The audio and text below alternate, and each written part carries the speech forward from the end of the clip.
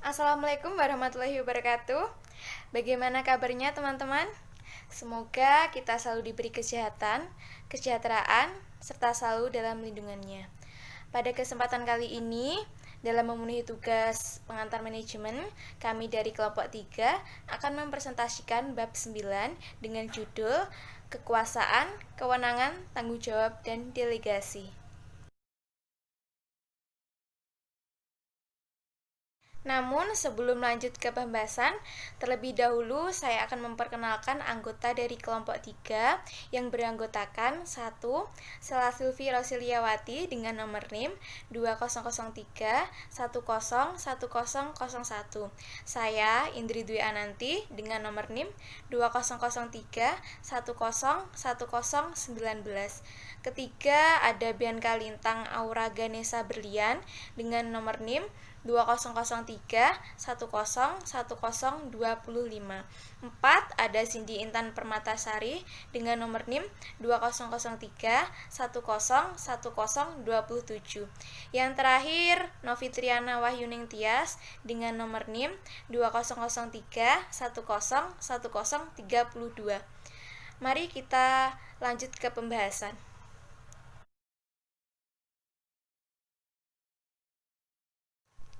Pada kesempatan kali ini, saya Indri Dwi Ananti akan menerangkan mengenai pengertian dan faktor lahirnya kekuasaan. Jadi, di sini definisi dari kekuasaan adalah kekuasaan seringkali dikonotasikan dengan hal-hal yang negatif jika berkaitan dengan isu politik.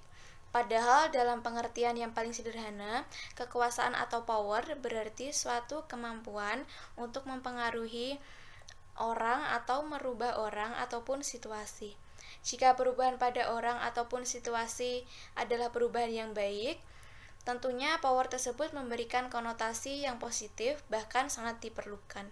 Konotasi negatif dari kekuasaan seringkali muncul dikarenakan terdapat berbagai kasus di mana seseorang atau sebuah organisasi yang diberi kekuasaan tidak menggunakan hal untuk yang positif.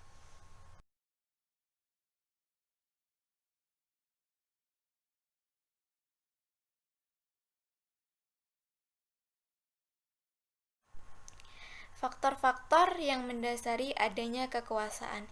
Yang pertama yaitu reward power. Reward power atau kekuasaan untuk memberikan penghargaan adalah kekuasaan yang muncul sebagai akibat dari seseorang yang posisinya memungkinkan dirinya untuk memberikan penghargaan terhadap orang-orang yang berada di bawahnya. Yang kedua yaitu coercive power. Kekuasaan ini untuk memberikan hukuman adalah kebalikan dari sisi negatif dari reward power. Kekuasaan ini merupakan kekuasaan seseorang untuk memberikan hukuman atas kinerja yang buruk yang ditunjukkan oleh SDM dan tenaga kerja dalam sebuah organisasi. Yang ketiga yaitu legitimate power.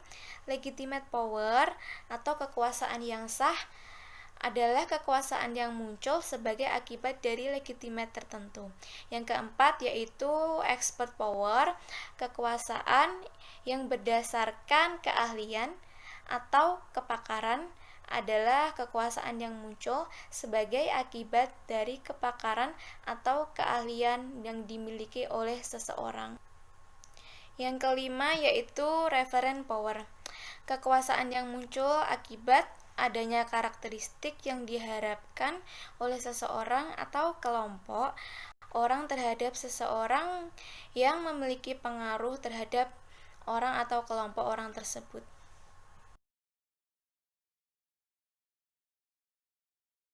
Assalamualaikum warahmatullahi wabarakatuh. Perkenalkan, nama saya Bianca Lintang Aura Ganesa Berlian dengan nomor NIM 2003 10 10 25. Di sini saya akan menjelaskan tentang kewenangan. Kewenangan atau authority pada dasarnya merupakan bentuk lain dari kekuasaan yang seringkali dipergunakan dalam sebuah organisasi. Kewenangan merupakan kekuasaan formal atau terlegitimasi.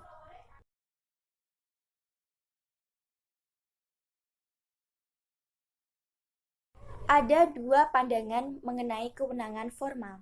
Yang pertama ada pandangan klasik. Pandangan klasik mengenai kewenangan formal menerangkan bahwa kewenangan pada dasarnya terlahir sebagai akibat adanya kewenangan yang lebih tinggi dari kewenangan yang diberikan. Yang kedua ada pandangan berdasarkan penerimaan. Pandangan berdasarkan penerimaan atau acceptance views memandangkan bahwa kewenangan formal akan cenderung dijalankan atau diterima oleh bawahan tergantung dari beberapa persyaratan.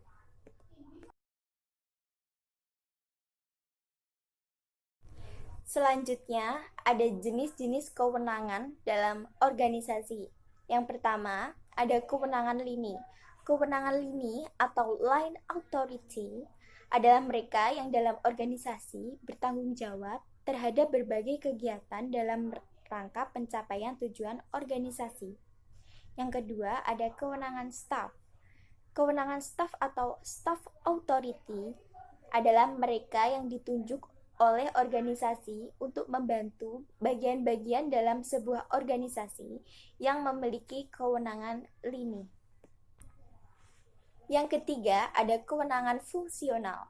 Kewenangan fungsional atau functional authority adalah mereka yang berada dalam bagian tertentu di organisasi, memiliki kewenangan lini ataupun staff, namun juga dikarenakan karena tugasnya diberi kewenangan untuk melakukan kontrol atau koordinasi dengan bagian lainnya. Assalamualaikum warahmatullahi wabarakatuh. Perkenalkan, nama saya Novi Triana Wahyuni Tias dengan nomor NIM 2003101032. Di sini saya akan menjelaskan mengenai tanggung jawab dalam organisasi. Tanggung jawab adalah keharusan untuk melakukan semua kewajiban atau tugas-tugas yang dibebankan kepada seseorang sebagai akibat dari wewenang yang diterima atau dimilikinya setiap bagian atau departemen yang telah dibentuk atau ditentukan serta dihubungkan melalui garis-garis kewenangan maupun garis perintah memiliki satu konsekuensi penting lainnya dalam sebuah organisasi, yaitu apa yang dinamakan sebagai tanggung jawab. Mereka yang diposisikan dalam suatu bagian atau departemen tertentu tidak hanya diberikan kewenangan, namun juga tanggung jawab. Jika kewenangan merupakan kekuasaan untuk melakukan sesuatu, tanggung jawab justru memberikan arah untuk apa dan kemana semestinya kekuasaan itu dipergunakan. Dengan kata lain, tanggung jawab mengingatkan orang-orang untuk tidak saja mempergunakan kewenangan yang dimilikinya, tetapi juga melaporkan apa saja yang telah dilakukan sehubungan dengan kewenangan yang telah diberikan kepadanya. Apakah kewenangan yang telah diberikan misalnya telah mendukung pencapaian tujuan organisasi atau sebaliknya? Oleh karena itu, perlu disadari bahwa setiap bagian dalam organisasi memiliki kewenangan sekaligus juga tanggung jawab dalam pencapaian tujuan organisasi. Cukup sekian penjelasan dari saya. Apabila terdapat kurang lebihnya, saya mohon maaf yang sebesar-besarnya. Assalamualaikum warahmatullahi wabarakatuh. Assalamualaikum warahmatullahi wabarakatuh. Saya Cindy Intan Permatasari. Di sini saya akan menjelaskan tentang pelimpahan wewenang dan tanggung jawab. Pelimpahan wewenang sering disebut delegasi. Pelimpahan wewenang pada dasarnya merupakan proses pengalihan tugas kepada orang lain yang sah atau terlegitimasi dalam melakukan berbagai aktivitas yang ditujukan untuk pencapaian tujuan organisasi yang jika tidak dilimpahkan akan menghambat proses pencapaian tujuan tersebut.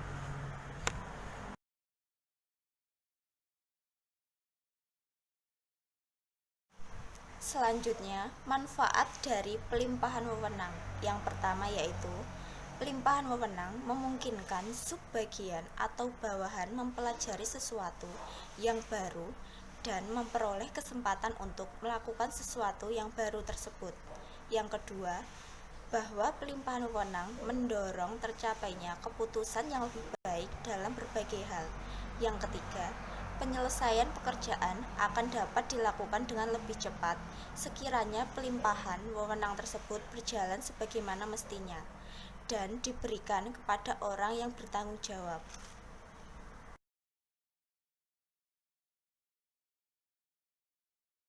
Nah, selanjutnya ada kunci pokok agar pelimpahan wewenang efektif. Yang pertama, kepercayaan manajer terhadap bawahan dalam melimpahkan wewenang perlu diberi kebebasan kepada bawahan untuk menjalankan kewenangannya menurut caranya sendiri. Yang kedua, komunikasi terbuka antara manajer dengan bawahan. Yang ketiga, kemampuan manajer dalam memahami tujuan organisasi, tuntutan pekerjaan, dan kemampuan bawahan. Selain tiga kunci pokok tersebut, Stoner memberikan prinsip klasik mengenai dasar agar pelimpahan wewenang berjalan menjadi efektif. Ketiga prinsip klasik tersebut adalah: yang pertama, prinsip skalar. Prinsip skalar merujuk pada pedoman bahwa dalam proses pendelegasian atau pelimpahan wewenang harus ada garis wewenang yang jelas dari hierarki yang tertinggi hingga hierarki yang terendah.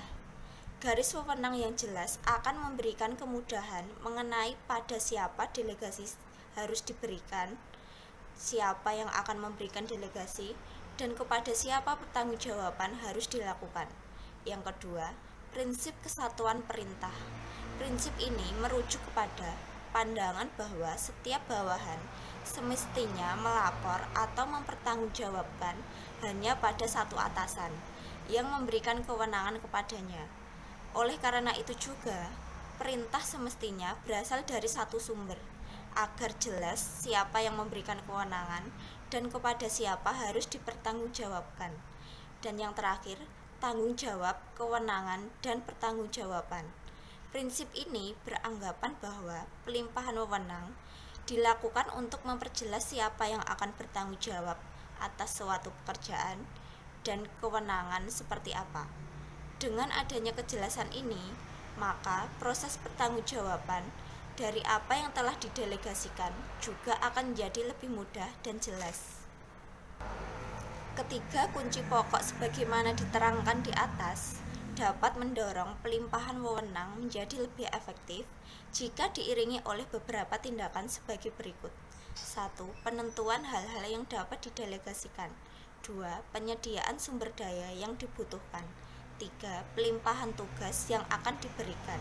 Dan yang terakhir, intervensi pada saat diperlukan.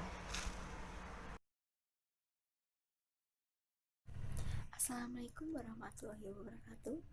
Perkenalkan, nama saya Sila Silvi Rosniawati dengan nomor NIM 200310101001. Di sini saya akan menjelaskan tentang sentralisasi dan desentralisasi dalam pengorganisasian. Apa sih yang dimaksud dengan sentralisasi dan desentralisasi dalam pengorganisasian? Sebagai konsekuensi logis adanya pelimpahan wewenang, maka terdapat dua cara pokok dalam menjalankan fungsi pengorganisasian, yaitu dengan cara sentralisasi dan desentralisasi. Sentralisasi merujuk kepada cara pengorganisasian di mana keseluruhan tugas, tanggung jawab, dan perintah dipusatkan dari hierarki yang paling tinggi untuk kemudian hierarki di bawahnya menerjemahkan dalam bentuk tindak lanjut dari apa yang telah diputuskan dari hierarki yang tertinggi. Dengan kata lain, sentralisasi adalah pemusatan kekuasaan yang wewenang pada hierarki atas dari suatu organisasi. Adapun desentralisasi merujuk kepada konsep pengorganisasian yang memandang bahwa apa yang terjadi di lapangan atau dalam kenyataan seringkali tidak sesuai dengan apa yang dipahami oleh hierarki tertinggi dari sebuah organisasi. Oleh karena itu, perlu ada pembagian porsi dalam hal pengambilan keputusan dan kebijakan yang menyangkut dengan cara bagaimana organisasi akan dijalankan. Berikut dari pengertian di atas mengenai sentralisasi dan desentralisasi dalam menjalankan fungsi pengorganisasian. Terdapat beberapa kelebihan dan keterbatasan bagi masing-masing pendekatan tersebut. Di antara kelebihan penggunaan pendekatan desentralisasi adalah kedekatan dengan sasaran, pengetahuan lokal atau lapangan penerimaan dari pihak sasaran, dan keputusan yang lebih fleksibel.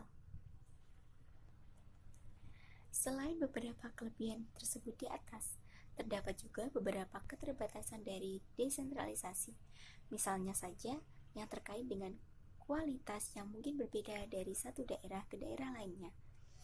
Biasa yang relatif lebih tinggi dikarenakan adanya berbagai keragaman dalam hal cara pengolahan, pengambilan keputusan yang juga berdampak kepada aspek pembiayaan yang juga beragam.